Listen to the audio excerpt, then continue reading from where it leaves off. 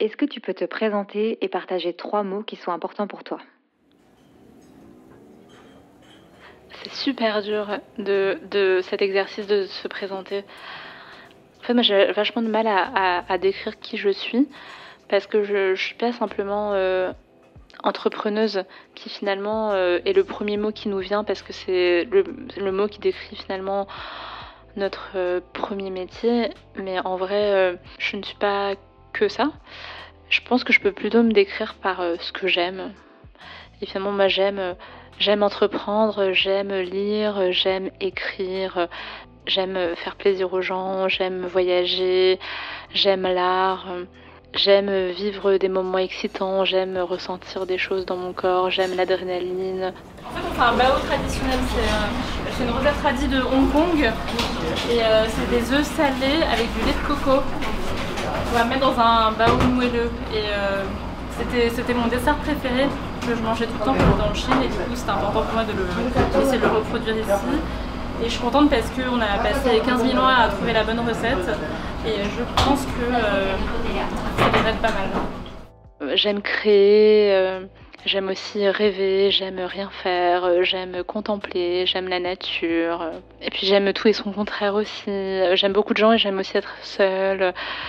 Je suis ambitieuse, mais des fois j'ai juste envie de rien faire. J'aime les boubouis, mais j'aime aussi les restaurants gastronomiques.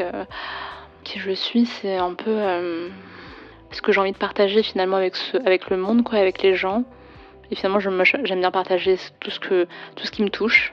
Et c'est ça, quoi. C'est mon rapport avec le monde, c'est ce qui me touche, c'est ce qui m'émeut et ce que j'ai envie de transmettre. T'as oublié un truc que t'aimes? La cuisine? Oui. Tu vois, je l'ai même pas dit tellement il y a de choses. J'aime manger.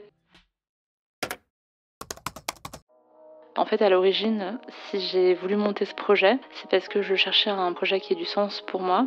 Et dans mes questionnements, qui étaient assez nombreux, j'avais envie d'avoir un impact positif sur les gens. Et je voulais contribuer à rendre les gens heureux et à faire plaisir aux gens, clairement. Et du coup, je me suis posé la question de qu'est-ce qui me fait moi le plus plaisir? C'était manger. Alors mon plat préféré c'est le xiaolongbao de Shanghai, un orgasme culinaire ce truc, parce que c'est tout petit, la pâte hyper fine, dedans t'as une farce hyper goûtue et un bouillon super goûtu.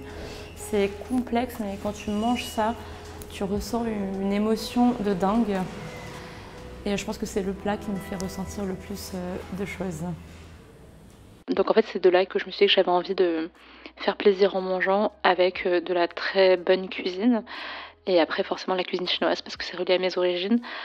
Mais le moteur principal était du coup de faire plaisir à un maximum d'inconnus à un moment de leur journée. Et ça tous les jours.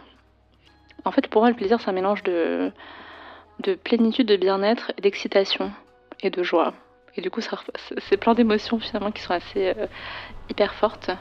Et donc c'est ce mélange-là en fait qui est un peu, c'est assez enivrant finalement de manger quelque chose de bon.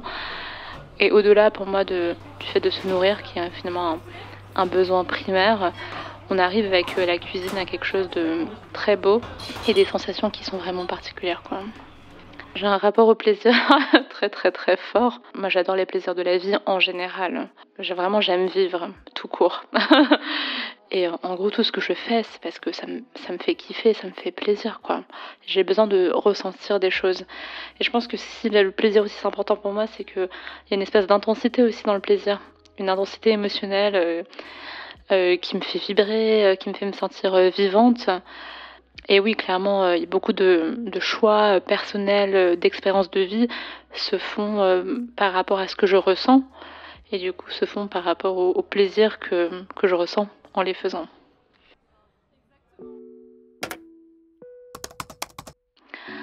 J'adore voyager. Je trouve que enfin, tous les voyages que j'ai fait dans ma vie, à chaque fois j'ai eu les plus grosses prises de conscience grâce à ça. Et du coup, dans cette quête aussi de moi, donc j'ai voulu ouvrir ces restaurants-là pour créer un pont entre mes deux cultures, entre deux pays, la France et la Chine. Et je voulais aussi faire voyager du coup.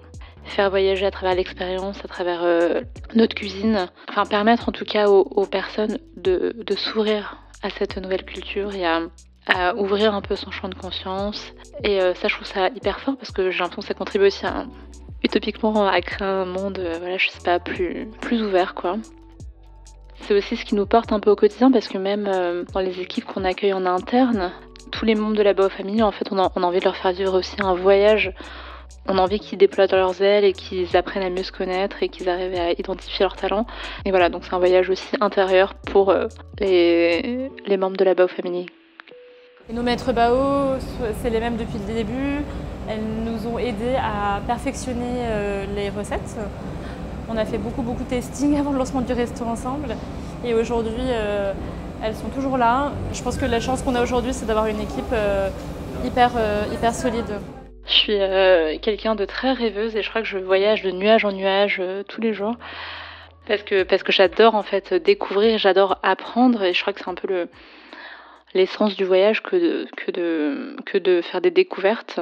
Et ça me nourrit énormément. Et ça me fait aussi changer mes propres perspectives et ça me permet de me remettre en question sur beaucoup de choses et de penser un peu plus large, quoi. Je crois que tout ce qui alimente ce projet, toutes les décisions qui ont été prises et tout ce qu'on lance finalement, c'est parce qu'on ose.